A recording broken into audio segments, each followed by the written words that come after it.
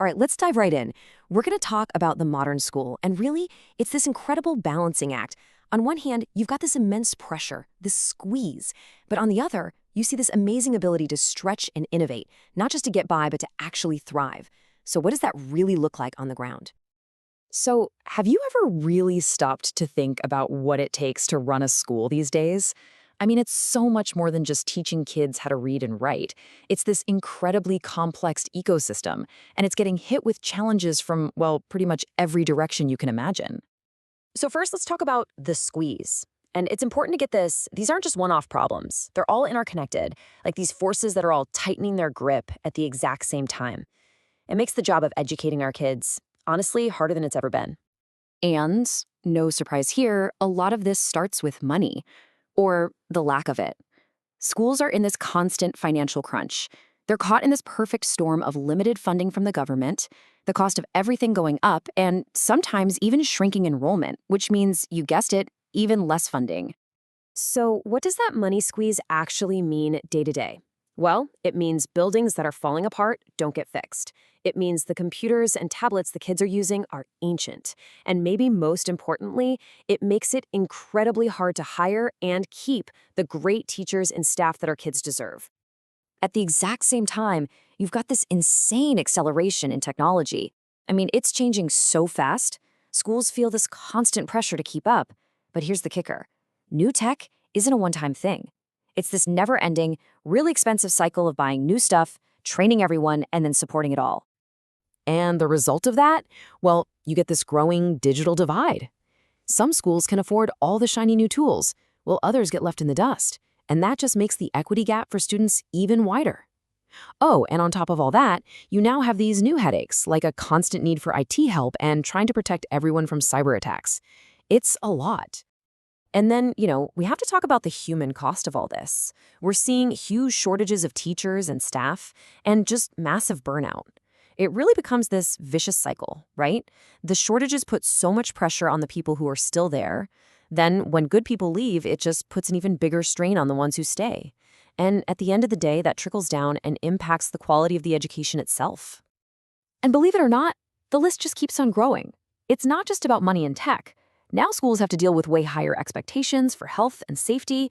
They have to navigate this absolute maze of rules and regulations, and they're even being asked to meet environmental sustainability goals. Seriously, each one of those could be a full-time job. The pressure is just, it's coming from everywhere. So you hear all that, and you have to wonder, how does any school survive all this pressure?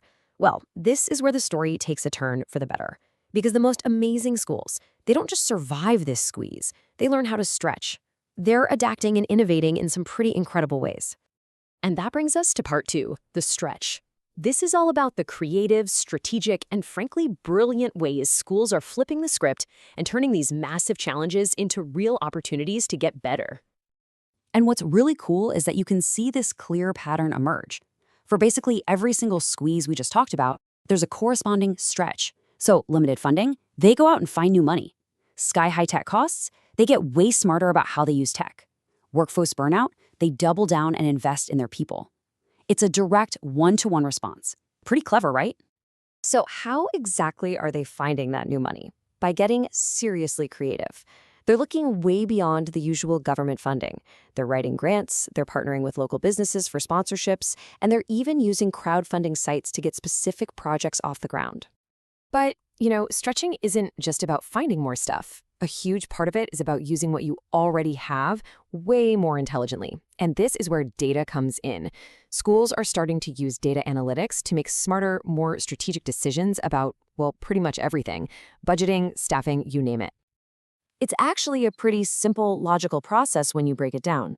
Instead of just guessing where the problems are, they can collect real data on student performance and how resources are being used. Then, they analyze that data to find the exact spots where help is needed most. And finally, they can move money and staff around with confidence, knowing it's going to make the biggest possible impact. Another really powerful way schools are stretching is by reaching out beyond their own four walls. They're teaming up with local businesses, nonprofits, and other community groups.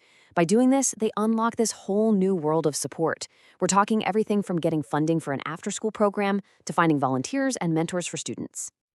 Hey, remember that pressure to be more sustainable? Well, here's the stretch for that. It turns out that by making some smart investments now, schools can actually save a ton of money down the road. Think about it. Things like solar panels or switching to LED lights might cost a bit upfront, but they slash utility bills for years and years. It's a win-win.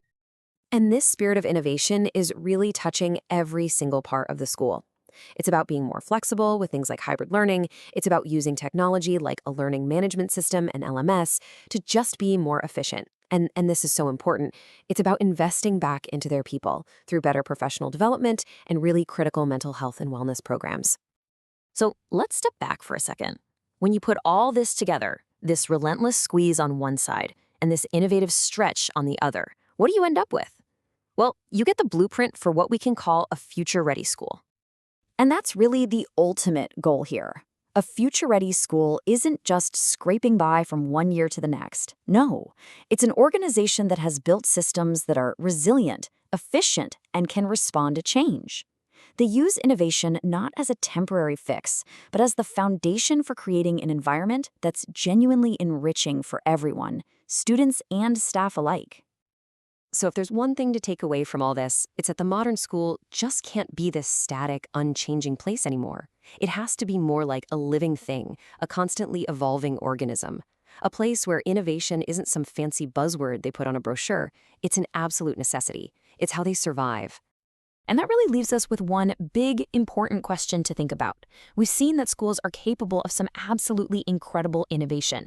But the question is, are we, as a community, as a society, giving them the support they actually need? Not just to survive the squeeze, but to have the freedom to really lead that stretch into the future.